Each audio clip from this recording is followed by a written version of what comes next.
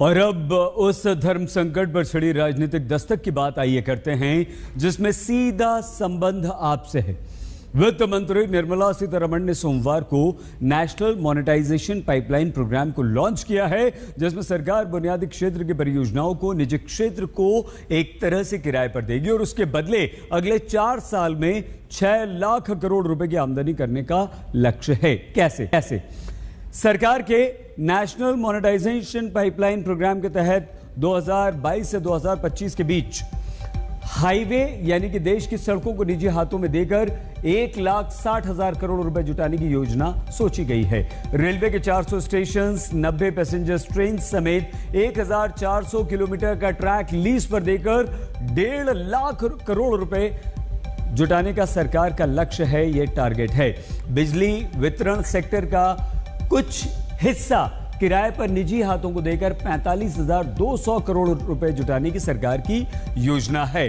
इसके अलावा power generation विभाग की कुछ संपत्ति को प्राइवेट सेक्टर के हाथों में देकर 39,000 करोड़ रुपए आएंगे, ऐसी योजना सरकार ने बनाई है।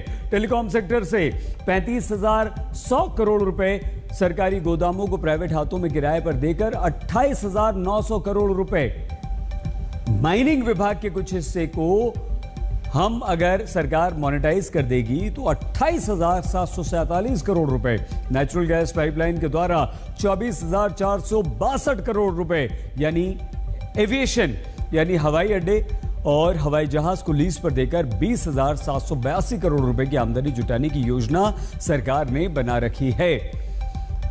पोर्ट और स्टेडियम्स जो अब तक सरकारी हैं, उन्हें प्राइवेट प्लेयर्स को देकर सरकारी खजाने में 24,000 करोड़ रुपए लाने का सरकार का प्लान है।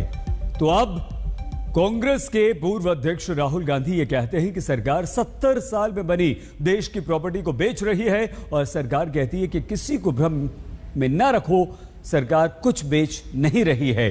इस धर्म संकट की ये पूरी कहानी देखिए। प्रधानमंत्री ने सब कुछ बेच दिया। नेशनल मोनेटाइजेशन पाइपलाइन, ये आपका भविष्य है।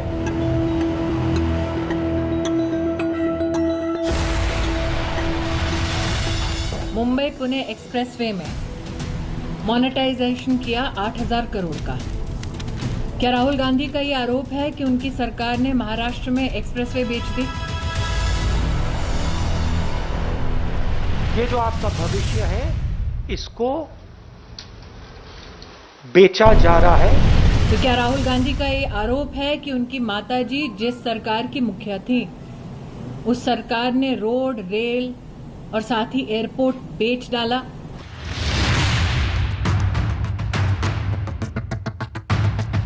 छह लाख करोड़ रुपए का ऐसा प्लान लेकर सोमवार को वित्त मंत्री निर्मला सीतारमण देश के सामने आई, जिसमें दावा किया गया कि सरकार अब जनता के विकास के लिए सरकारी संपत्तियों को बेचेगी नहीं, बल्कि एक निश्चित समय तक निजी हाथों में किराए पर चढ़ाएगी। ऐसा सरकारी दावा है जिसमें सबसे बड़ी रकम हाईवे और रेलवे से आनी है, जिसमें 26,700 किलोमीटर की मौजूदा सड़क और नई बनने वाली सड़कों को मोनेटाइज किया जाएगा, यानी ये सड़कें निजी कंपनियों को देकर सरकार पैसा जुटाएगी। इसी तरह सरकार अगले 4 साल में 400 railway station, 90 passenger train, 1400 kilometre का रेलवे ट्रैक, 700 किलोमीटर का कोंकण रेलवे, 15 रेलवे स्टेडियम और रेलवे के 265 गोदाम भी 4 साल के लिए किराए पर प्राइवेट लोगों को देकर पैसा जुटाना चाहती है।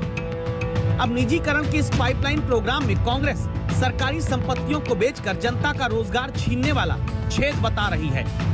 400 स्टेशन, 150 ट्रेनें, रेलवे ट्रैक और वुडशेड, और जो हमारे रेलवेज के एम्प्लॉई हैं, आप भी बात समझ लीजिए, जब ये रेलवे से छीनकर किसी प्राइवेट एंटिटी को दिया जाएगा तो आप समझ लीजिए आपके रोजगार का क्या होने वाला है। साल 2008 में नई दिल्ली रेलवे स्टेशन के संदर्भ में एक आरएफपी तब घोषित हुआ जब केंद्र में कांग्रेस की सरकार थी। तो क्या राहुल गांधी का ये आरोप है कि उनकी माताजी जिस सरकार की मुखिया थी, उस सरकार ने रोड, रेल और साथ ही एयरपोर्ट बेच डाला? सवाल उठता है कि हाईवे और रेलवे ही नहीं, बल्कि बिजली और टेलीकॉम सेक्टर से लेकर सरकारी गोदाम और स्टेडियम तक को सरकार निजी हाथों में तय समय के लिए देकर पैसा जुटाने वाली ये मोनेटाइजेशन पॉलिसी लेकर आ क्यों रही है? क्या इसका कारण उन सरकारी संपत्तियों का इस्तेमाल निजी हाथों से कराना है जहां पैसा जनता का लग चुका है लेकिन पूरा फायदा नहीं मिल रहा? BSNL का उदाहरण लेते हैं। देश में किसी भी प्राइवेट टेलीकॉम कंपनी के मुकाबले सबसे ज्यादा 65,000 कर्मचारी काम करते हैं, जिससे सरकार के तमाम संसाधनों का फायदा मिलने के बावजूद BSNL 2019-20 में 15,000 करोड़ रुपए के घाटे में रही और 20-21 में 27,000 करोड़ के कर्ज में। BSNL की तरह तमाम दूसरे सेक्टर में प्राइवेट कंपनियों के मुकाबले ज्यादा संसाधन और सुविधा मिलने के बावजूद हालत ये कि 2018 में जहां पब्लिक सेक्टर इंटरप्राइजेज ने 1 रुपए के निवेश पर सिर्फ 14 पैसे कमा कर दिए, वहीं अब सरकारी कंपनियां 1 रुपए का निवेश पाने पर सिर्फ 3 पैसे ही कमा कर देश को दे रही हैं। एयर इंडिया 8,475 करोड़ के घाटे में है। राष्ट्रीय इस्पात निगम लिमिटेड 3,910 करोड़ रुपए के घाटे में, MTNL 3,696 करोड़ के घाटे में दबी और Bharat heavy electricals limited 1,473 crore के घाटे में चल रही है। अब सरकार कहती है कि वैसी ही कंपनियों और विभागों की संपत्ति को एक निश्चित समय के लिए प्राइवेट लोगों को किराए पर देकर मुनाफे का पैसा जुटाएगी, लेकिन राहुल गांधी से कुछ चुनिंदा लोगों को फायदा पहुंचाने वाली सरकारी पाइपलाइन करार देते हैं।